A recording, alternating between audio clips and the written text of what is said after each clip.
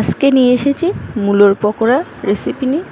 তো বন্ধুরা, সেটাও কি সম্ভব মূলোর পকোড়া? অসাধারণ স্বাদে এই মূলোর পকোড়া, অত্যন্ত পুষ্টিকর এই মূলোর পকোড়া একবার হলেও ট্রাই করে দেখুন। তো এরকমভাবে মূলোটা কেটে নিয়েছি, মূলোগুলো ভালোভাবে ধুয়ে ভালোভাবে পুড়িয়ে নিয়েছি। চেপে চেপে জলটা ফেলে দিতে হবে। তো এর মধ্যে দিয়ে দিলাম কুচানো ধনেপাতা, কাঁচা লঙ্কা, এই দুটো অবশ্যই দেবেন, না হলে পকোড়াগুলো ভালো লাগবে না খেতে। দিয়ে দিলাম স্বাদ অনুযায়ী লবণ, হলুদ গুঁড়ো 1 চামচ, ধনের পাউডার 1 চামচ, ভাজা গুঁড়ো জিরে, আর দিয়ে দিলাম বেসন। ভালোভাবে মিশিয়ে নিলাম, নিয়ে ভালোভাবে মেখে নিতে হবে, কোনো জল ছাড়াই মেখে নিতে হবে।